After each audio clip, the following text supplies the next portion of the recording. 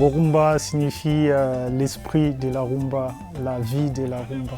C'est déjà une culture qui vient du peuple de Bakongo.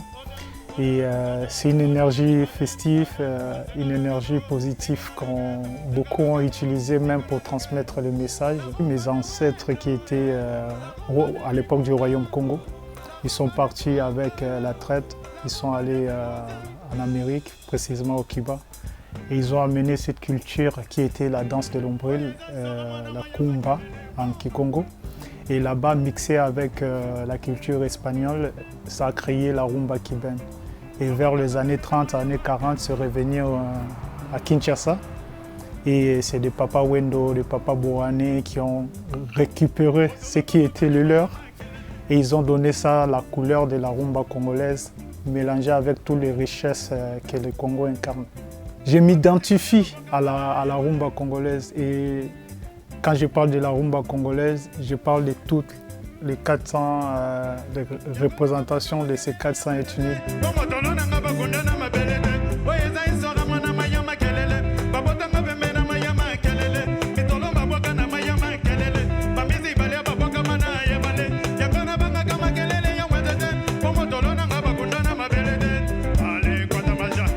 Je suis allé chercher les anciennes chansons de la rumba congolaise, donc c'était là qui a commencé mes recherches et j'ai trouvé que tous les pionniers de la rumba congolaise, ils ont accepté la rumba cubaine qui était retournée, mais chacun d'eux a utilisé cette musique avec le mélange de leur musique traditionnelle parce qu'on a plus de 400 et quelques ethnies. La musique de Luambo Makiadi, il parlait beaucoup des problèmes des sociétés.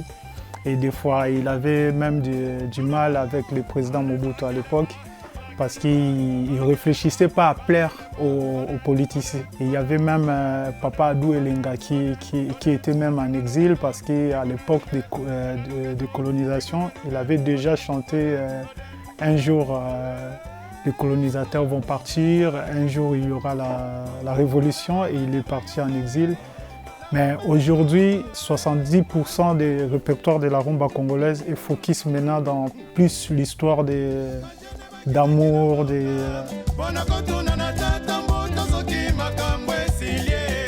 Et yo, en fait, ça parle d'une question après la révolution. Les jeunes sont allés voir le vieux sage au village.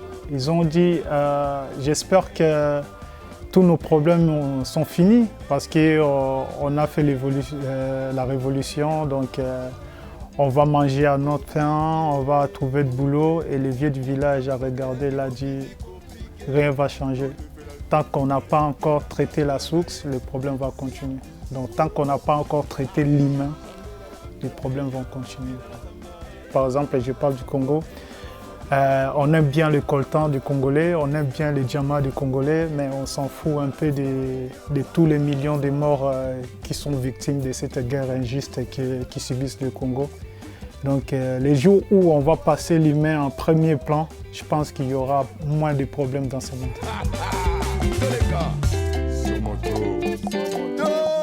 À partir des courants des indépendances d'Afrique,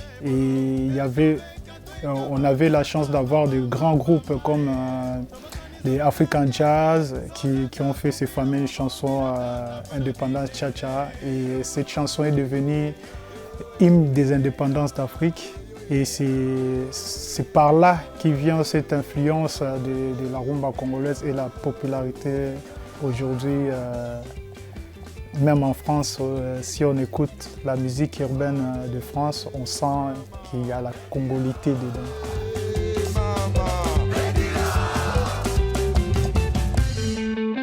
J'ai grandi à Kanlouk, à Kinshasa. Dans ces quartiers, il y avait une majorité de populations qui venaient du Bandundu.